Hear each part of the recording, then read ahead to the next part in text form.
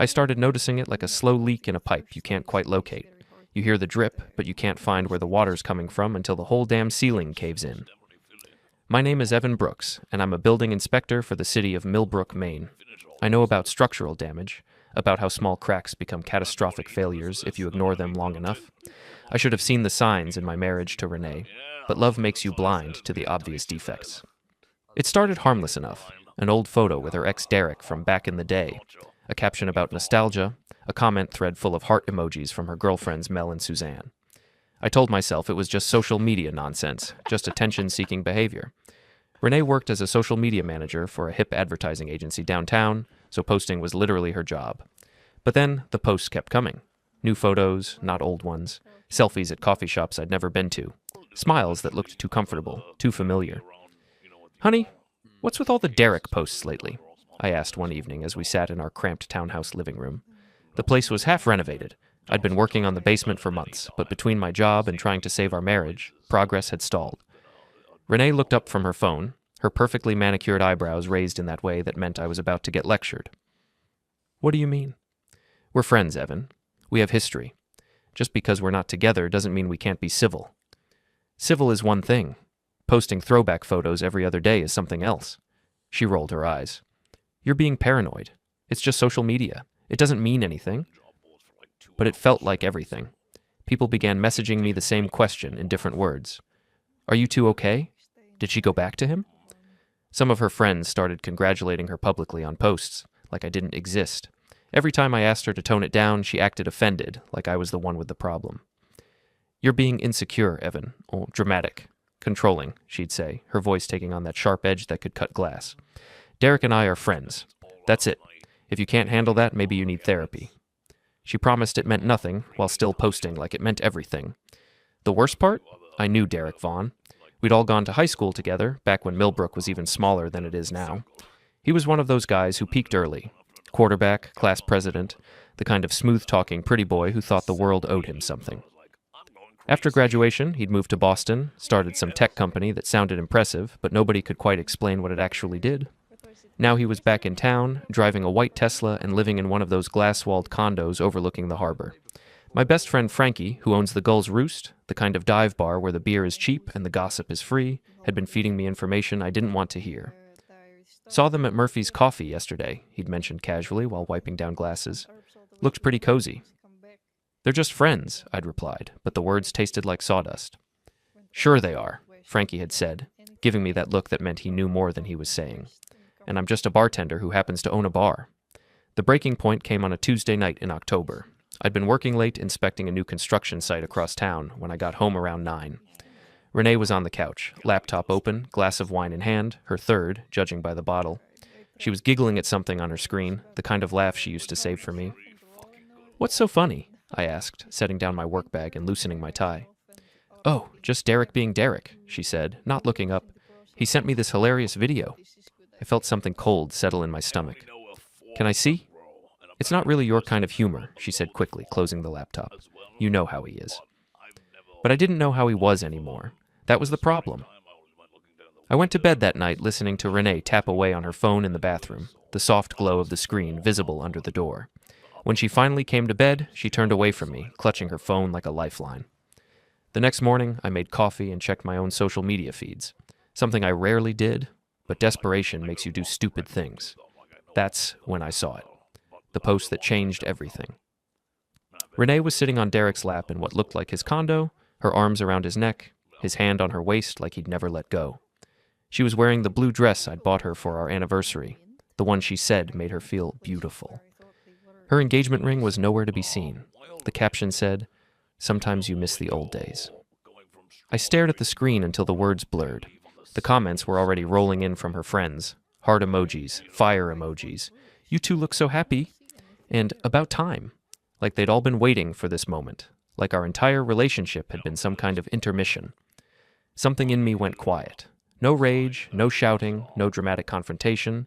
Just a clean, cold click. Like a switch being flipped.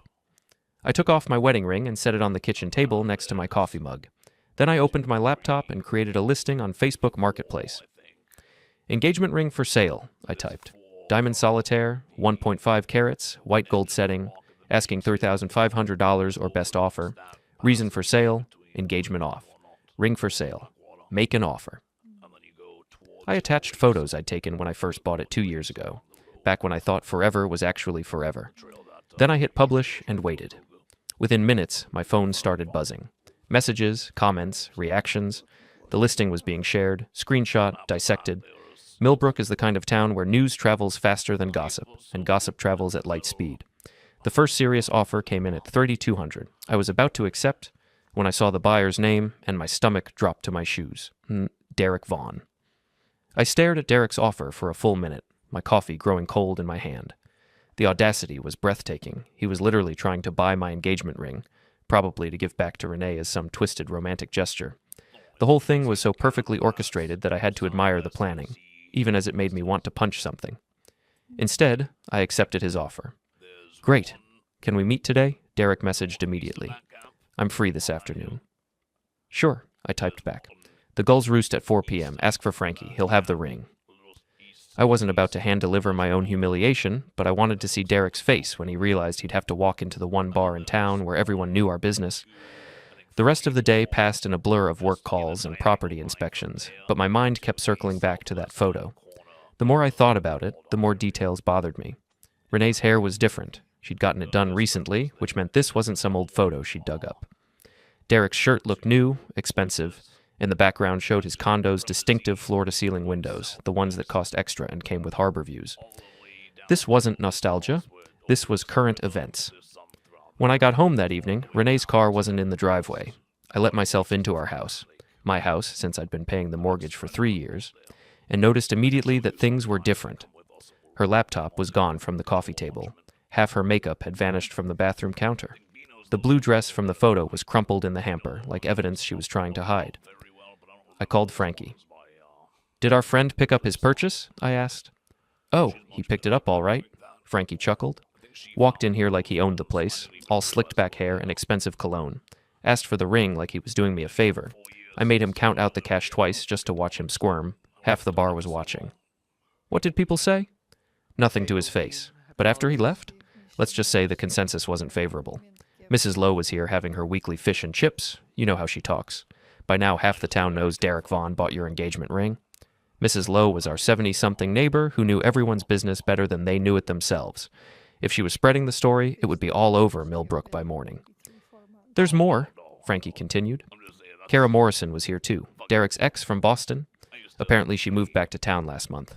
She seemed real interested in the whole transaction. Kara Morrison. I remembered her vaguely from high school. Smart, pretty, the kind of girl who didn't take crap from anyone. If she was Derek's ex and she was paying attention to his current drama, that could be useful information. Renee came home around 10, sneaking in through the back door like she was trying not to wake me. I was sitting in the living room with all the lights off, waiting. We need to talk, I said when she flipped the light switch. She jumped, clutching her chest. Jesus, Evan, you scared me. Why are you sitting in the dark? Why are you sneaking in through the back door? I wasn't sneaking. I was being considerate. I thought you might be sleeping. Right. I stood up slowly, letting her see the ring box on the coffee table. Empty now, lid open like a mouth. Want to explain this? Her face went through several expressions: confusion, recognition, anger, and finally defiance. You sold my ring? Your ring. I'm pretty sure the receipt has my name on it. And technically, it wasn't yours anymore after you decided to post photos without it while sitting on another man's lap. That photo doesn't mean anything. Save it, Renee. I know who bought the ring. Derek made the purchase this afternoon at Frankie's bar. Half the town watched him count out the cash. The color drained from her face. Evan, I can explain? Explain what? That you've been planning this for weeks? That you've been using social media to humiliate me while setting up your reunion tour? That you're so desperate to get back with your high school boyfriend that you'd rather blow up our marriage than have an honest conversation? She opened her mouth to argue, but I held up my hand. I changed the locks today, I said quietly. Your stuff is in garbage bags on the front porch. Your name isn't on the mortgage, the utilities, or the lease. You've got 30 minutes to load up your car before I call the police and report you for trespassing. You can't do this. Actually, I can. I checked with my cousin Des. He's a cop, remember? Turns out when someone abandons the marital home to shack up with their ex, the person whose name is on all the paperwork has certain rights. Renee's face twisted with rage. This is abuse, Evan. You're being controlling and vindictive. No, Renee. This is consequences. There's a difference. She stormed toward the bedroom, probably planning to barricade herself in and force a bigger confrontation, but I'd already moved her things. The bedroom was empty of everything that belonged to her. 28 minutes, I called after her. She came back with her phone in her hand, already typing furiously. Everyone's going to know what kind of person you really are. Good, I said. Tell them I'm the kind of person who doesn't let his wife cheat on him publicly and then pretend it's normal. Tell them I'm the kind of person who believes in consequences. Tell them whatever you want, Renee, but tell them from Derek's place, because you don't live here anymore. The next 25 minutes were a symphony of slamming doors, shouted accusations, and the sound of garbage bags being dragged across gravel. Neighbors started turning on their porch lights, and I saw Mrs. Lowe's curtains twitching as she took in the whole show. When Renee's car finally pulled out of the driveway, I felt something I hadn't experienced in months. Peace. The house was quiet. My phone was buzzing with notifications, but I ignored them. Instead, I opened a beer and sat on my front porch, watching the bags of her belongings disappear into the night. My phone buzzed with a message from an unknown number. Hi, this is Kara Morrison. I heard about what happened at the bar today. If you want to know the truth about Derek and what he's really like, meet me at Sunrise Cafe tomorrow at 8 a.m. I think you deserve to know what you're dealing with. I stared at the message for a long moment, then typed back, I'll be there. Because if Derek and Renee thought they'd won by humiliating me publicly, they were about to learn that sometimes the quiet guy who checks building foundations for a living knows a thing or two about bringing down structures that aren't built to last. Sunrise Cafe sits on Harbor Street, the kind of place where locals grab coffee before work and tourists take Instagram photos of authentic Maine charm. I arrived at 7:45, ordered black coffee, and claimed a corner table where I could see the door. At exactly 8 a.m., Kara Morrison walked in. She looked different from high school, sharper, more polished, wearing a black peacoat, and carrying herself like someone who'd learned hard lessons about trusting the wrong people. Her dark hair was shorter now, professional, and when she spotted me, her smile was all business. Evan Brooks, she said, sliding into the seat across from me. You look exactly the same. That's meant as a compliment. Kara Morrison, you look like someone who has stories to tell. Oh, I have stories. She ordered coffee from the waitress, then leaned forward. The question is, how badly do you want to hear them? Bad enough to be here at 8 in the morning after my wife moved out last night. Ex-wife, from what I hear, and good for you. Derek always did like his women weak and grateful. She stirred sugar into her coffee, studying my face. How much do you know about his business in Boston? Tech company, something about apps or platforms. He was always vague about the details. Kara laughed, but there was no humor in it. That's because there are no details. Derek's company is 3 guys in a rented office space, building apps that never launch and chasing investors who never materialize. He's been living off credit cards and his trust fund for 2 years. Trust fund? His grandmother left him money when she died, about $200,000. He's burned through most of it pretending to be a successful entrepreneur. She pulled out her phone and showed me a series of screenshots. These are his real financial statements. I kept copies when we broke up, just in case. The numbers were ugly. Credit card debt in the tens of thousands, missed payments, overdraft fees. The Tesla was leased, not owned. The condo was a short-term rental that cost more per month than most people's salaries. Why are you showing me this? Because Derek Vaughn destroyed my credit, stole money from my savings account, and cheated on me with at least 3 different women before I finally got smart and left. And because Renee Brooks is about to learn the same lessons I did, except she'll be learning them in public, in front of everyone she knows. I studied the financial records, my building inspector brain automatically calculating load-bearing capacity and structural integrity. Derek's whole life was built on a foundation of borrowed money and borrowed time. What do you want from me? I asked. Nothing. I want to give you something. She slid a flash drive across the table. Photos, videos, text messages, financial records. Everything I should have used to destroy him 2 years ago. But I was too embarrassed and too broken to fight back. Consider it a public service. This is legal?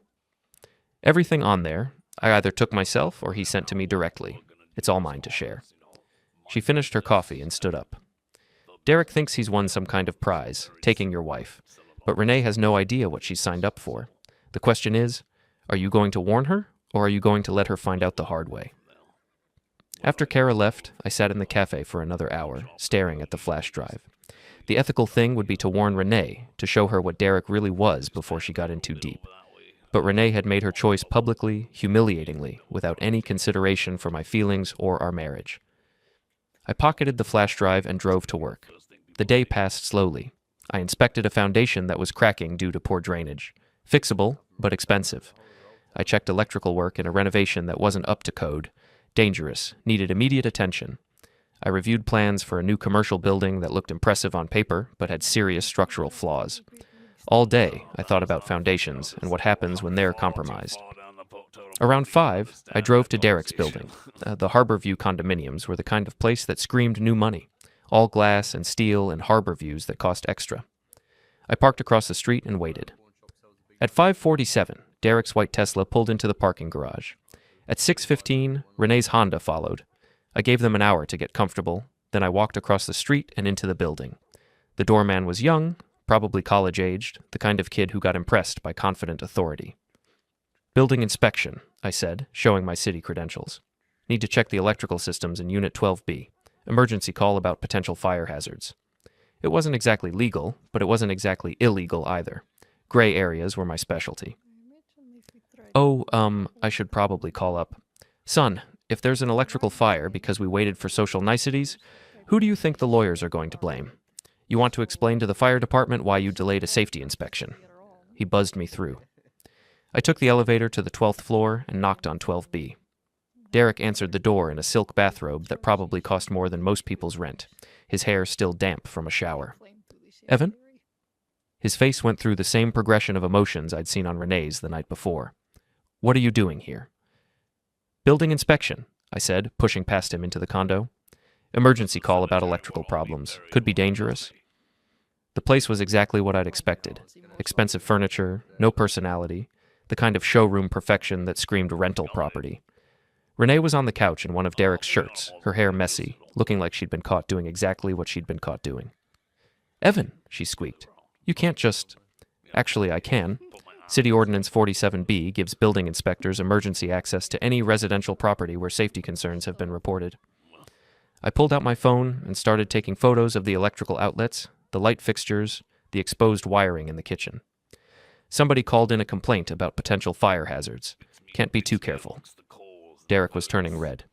"This is harassment. I'm calling the police." "Good idea. Ask for Officer Des Brooks. That's my cousin. He'll want to see the proper permits for this short-term rental operation you're running here." I gestured around the condo. "Because this is a short-term rental, right? The kind that requires special licensing and tax documentation? The kind the city takes very seriously?" Derek's face went pale. "How did you know about the rental situation?" "Lucky guess. But now that you've confirmed it, I'll need to see your business license, your tax records, and your rental permits. Standard procedure." Renee was staring at Derek like she was seeing him for the first time. "Derek?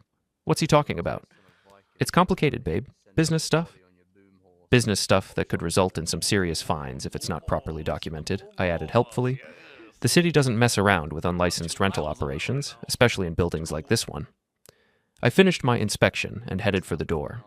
"I'll be filing my report tomorrow morning. If there are any permit issues, you'll be hearing from the appropriate departments. Have a great evening." As I waited for the elevator, I could hear them arguing through the door. Renee's voice was getting higher, Derek's was getting defensive. By the time the elevator arrived, she was demanding to know what other things he hadn't told her. I drove home feeling better than I had in weeks, but I wasn't done, not even close. That night, I uploaded Kara's files to my laptop and spent 3 hours going through everything. Photos of Derek with other women, text messages planning elaborate lies to cover his cheating, financial records showing a pattern of borrowing money from girlfriends and never paying it back, and videos. Oh, the videos. Derek apparently had a thing for recording his conquests, and he wasn't particularly careful about getting consent first. The files included dozens of intimate videos, some featuring women who clearly didn't know they were being recorded. I sat back in my chair, thinking about Renee discovering these files the way Kara had. Thinking about how many other women Derek had humiliated and discarded. Thinking about how he'd used my own wife to publicly humiliate me. Then I started making phone calls.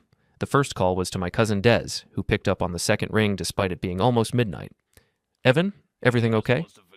"Define okay. I need some advice about what's legal and what's not when it comes to exposing someone's illegal business activities." "Jesus, what did you find?" I told him about Derek's unlicensed rental operation, the financial fraud implications, and the potential tax evasion. I didn't mention the videos or photos yet. Those required more careful handling. The rental thing is definitely actionable, Des said. City takes that stuff seriously, especially in the Harbor View building. There have been complaints about illegal Airbnb operations driving up rent for actual residents. If you've got documentation, I can put you in touch with the right people. What about personal information? If someone was, hypothetically, recording intimate videos without consent? That's a felony in Maine. Revenge porn laws are pretty strict here. If you've got evidence of that, we need to talk in person. Tomorrow? Tomorrow. The second call was to my friend Jake, who worked in IT for the city, and owed me a favor from when I'd helped him navigate a building inspection for his house renovation. Jake, I need help with something digital. Can you teach me how to create an anonymous email account and send files without them being traced back to me? Evan, what the hell are you planning? Nothing illegal. I just want to make sure some information gets to the right people without me being directly involved. This is about Renee, isn't it? This is about justice. Jake sighed. Come by my office tomorrow at lunch. And Evan, whatever you're planning, make sure it's worth the risk. The third call was to Mrs. Lowe, who, despite being 73 years old, answered her phone like she'd been waiting for it to ring. Mrs. Lowe, it's Evan Brooks from next door. Sorry to call so late. Oh, honey, I wasn't sleeping. I saw all the excitement last night with Renee moving out. Are you doing okay? I'm fine, thank you. Actually, I was wondering if you might help me with something. You know everyone in town and you hear things. I certainly do. Have you heard anything about Derek Vaughn's business activities? I'm concerned there might be some legal issues that the appropriate authorities should know about. Mrs. Lowe was quiet for a moment, and I could practically hear her mental Rolodex spinning. Well, now that you mention it, my friend Carol's daughter works at the bank. She mentioned some concerns about large cash deposits and withdrawals from Derek's accounts. Nothing specific, you understand, but enough to raise eyebrows. That's very interesting. And my neighbor's grandson works at the Harbor View building. He says there have been complaints about noise and unauthorized guests in Derek's unit. Apparently, the building management has been trying to figure out if someone's running an illegal hotel operation. I see. Evan, dear, if you're thinking about reporting some wrongdoing, you should know that several people in town would be very supportive of that. Derek Vaughn has made quite a few enemies since he's been back. After I hung up, I sat in my kitchen with a beer and planned my next moves. This wasn't about revenge anymore. It was about consequences. Derek had built his entire life on lies, fraud, and exploiting other people. Renee had chosen to blow up our marriage for a man who wasn't even real. They wanted drama. I was going to give them a masterclass. The next morning, I met Des at the police station during his lunch break. He looked over Kara's financial documents and whistled low. This is solid evidence of fraud. The rental income he's not reporting, the business expenses he's claiming for a company that doesn't exist, the credit applications with false information, any one of these could result in serious charges. What about the videos? Des's expression darkened as he scrolled through the file list. This is bad, Evan. Really bad. Some of these women might not even know these videos exist, and if he's been sharing them or threatening to share them, what do? We turn this over to the district attorney and let them handle it. This is way beyond city ordinance violations. How long before something happens? With evidence this solid? A couple of weeks, maybe less? That afternoon, I met Jake at his office in City Hall. He taught me how to set up encrypted email accounts, how to send files anonymously, and how to cover my digital tracks. I'm not asking what you're planning to do with this knowledge, he said as I prepared to leave. But whatever it is, remember that the internet is forever. Once something goes public, there's no taking it back. Some things shouldn't be taken back. That evening, I drove to the Gull's Roost for what Frankie called the daily briefing, his update on town gossip and who was saying what about whom. The bar was busy for a Thursday night, filled with the usual mix of locals and a few tourists who'd wandered in looking for authentic Maine atmosphere. Well, Frankie said as I took my usual stool. If it isn't the man of the hour, you've got the whole town talking. Good things, I hope? Mostly. Turns out a lot of people never liked Derek to begin with, and Renee's been making some enemies with her social media antics. Mel and Suzanne were in here earlier, trying to do damage control. Mel and Suzanne were Renee's closest friends, the kind of women who lived for drama as long as they weren't the ones dealing with the consequences. They'd been encouraging Renee's behavior from the beginning, treating our marriage like a reality show for their entertainment. What kind of damage control? Trying to convince people that you're the bad guy in all this, that you were controlling and emotionally abusive, that Renee had no choice but to leave. Problem is, everybody knows you, and nobody's buying it. What did people say? Mrs. Lowe shut them down pretty quick. Told them she's lived next door to you for 3 years and never heard you raise your voice once, even when Renee was screaming loud enough to wake the dead. Then Carol from the bank mentioned that Derek's been bouncing checks all over town. I nursed my beer and listened to the conversation flow around me. Millbrook was the kind of place where reputation mattered, where people remembered favors and slights for decades. Derek had burned bridges when he left for Boston, and his return hadn't improved his standing. "There's something else," Frankie said quietly, leaning across the bar. "Kara Morrison was in here this afternoon. She wanted me to give you this." He handed me a folded piece of paper with a phone number written in neat handwriting. "She said to call her when you're ready for Phase 2. I pocketed the paper and finished my beer. "Frankie, hypothetically speaking, if someone wanted to make sure certain information reached the right people without being directly involved, how would they go about that?" Frankie grinned. "Hypothetically, I'd say the internet is a wonderful thing. Anonymous tips, social media posts, email accounts that can't be traced. A person could share a lot of information without anyone knowing where it came from." "Hypothetically. Of course."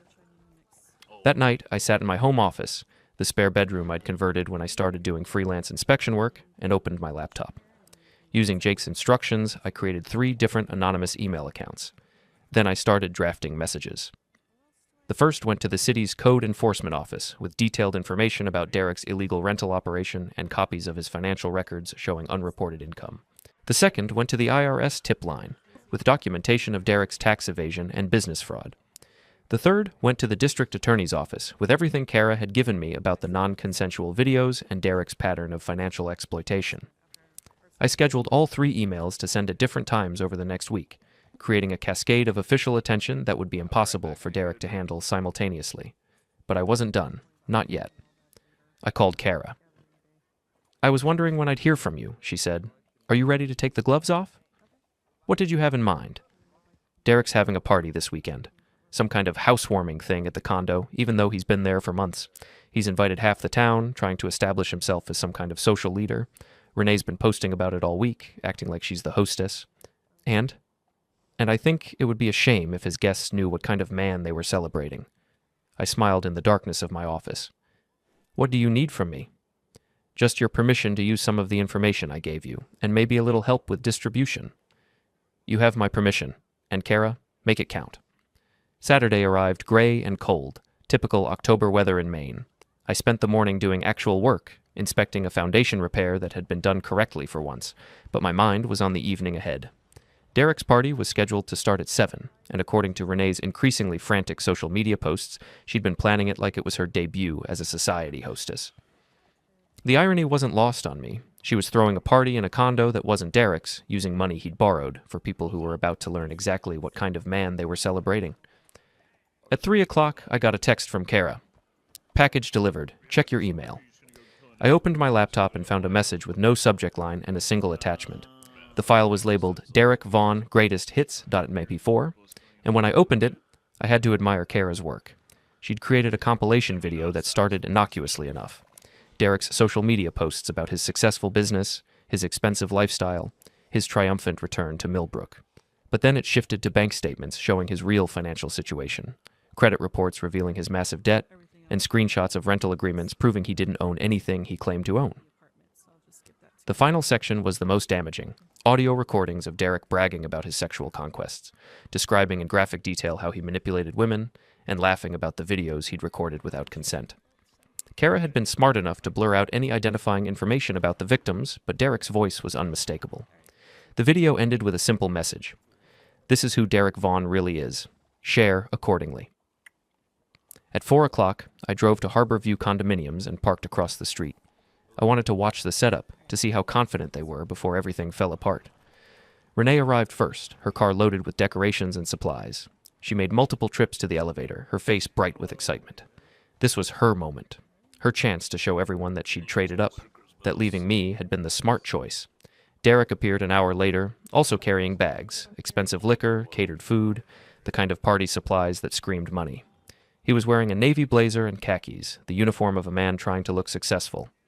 At 6:30, guests started arriving. I recognized most of them, people from high school, local business owners, some of Renee's work colleagues, the kind of crowd that would spread gossip faster than a brush fire. At exactly 7 o'clock, I sent Kara's video to every email address I could find for every person I'd seen enter the building. Then I posted it on every social media platform I had accounts for, tagged everyone I could think of, and shared it in every local Facebook group that allowed video posts. My phone started buzzing immediately. The first call was from Frankie.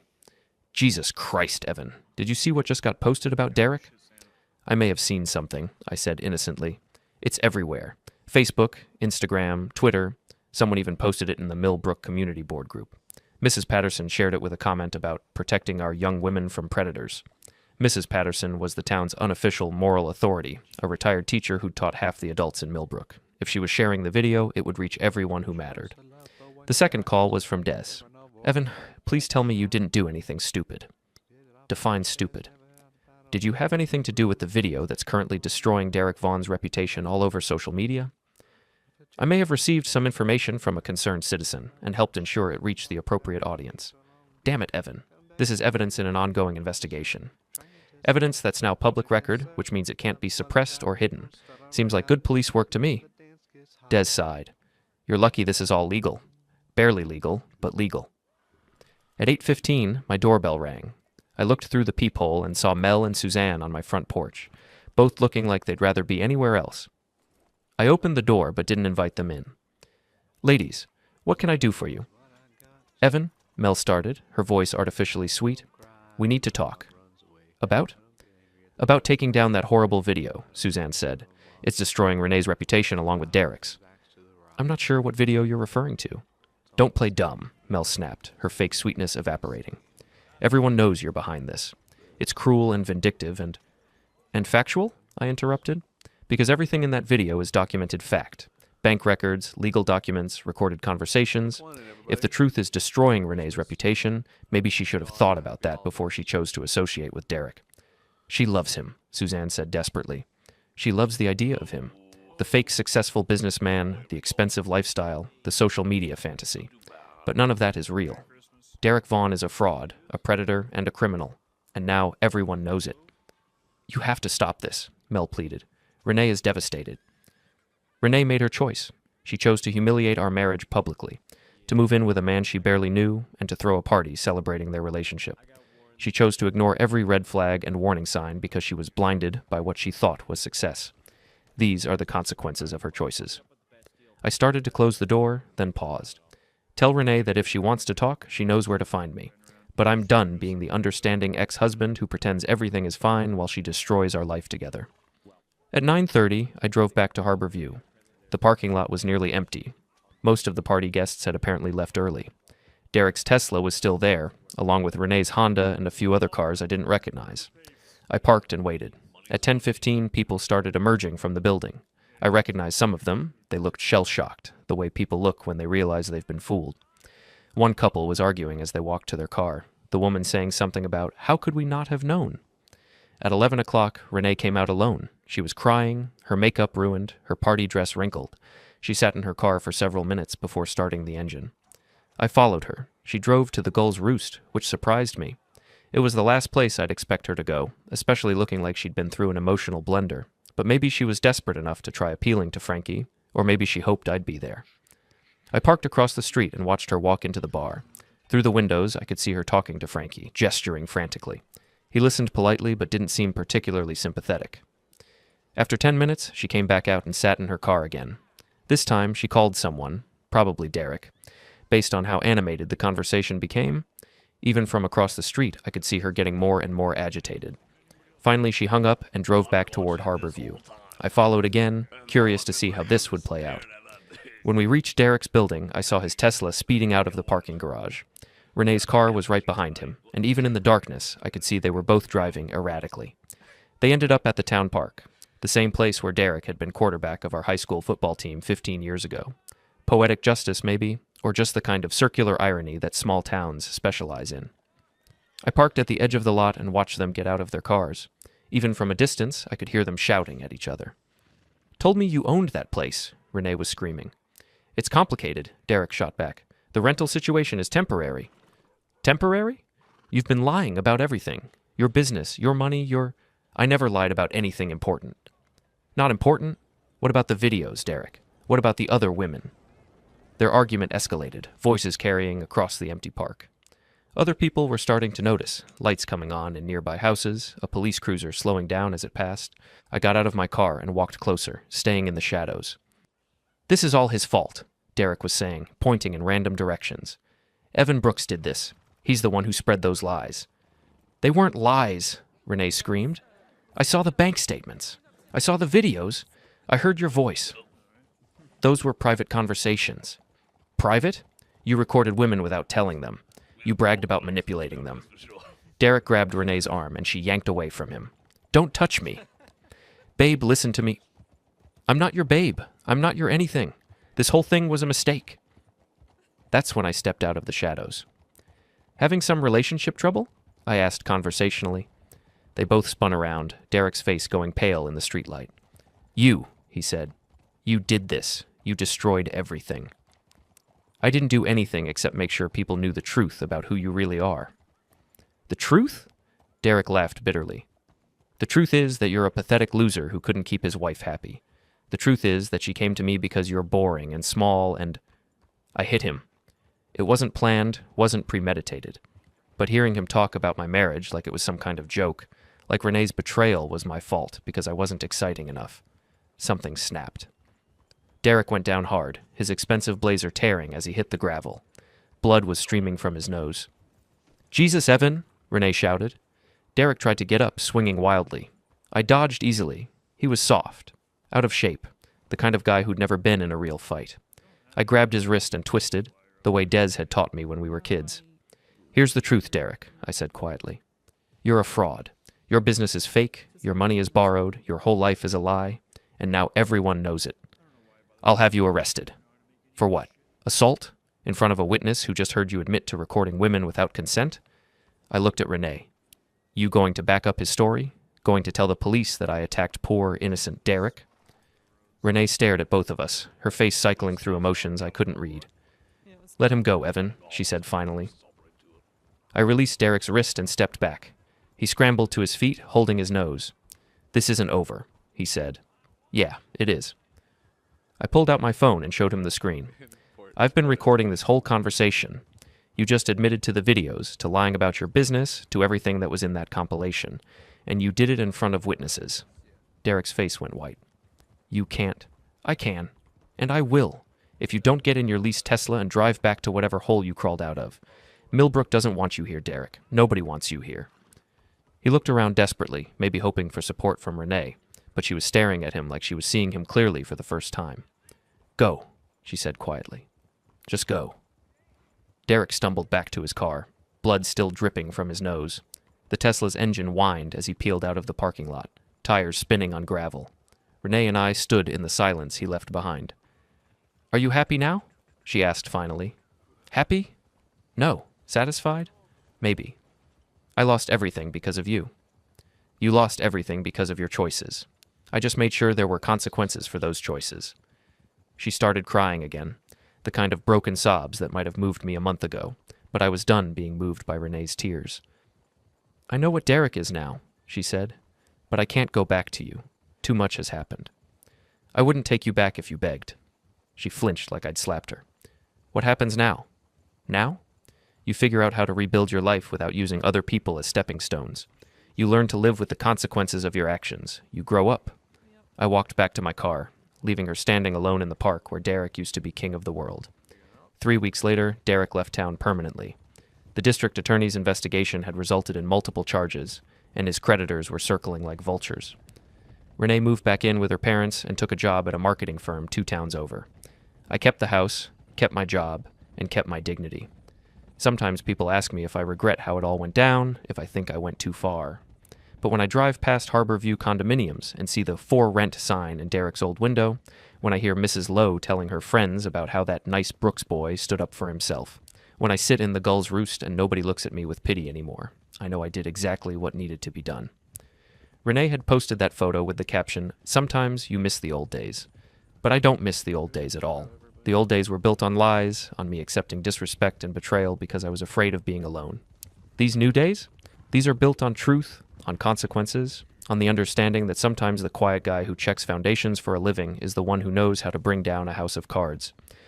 Derek and Renee wanted drama, wanted to play games with people's lives and hearts. They got their drama, they just didn't expect to lose.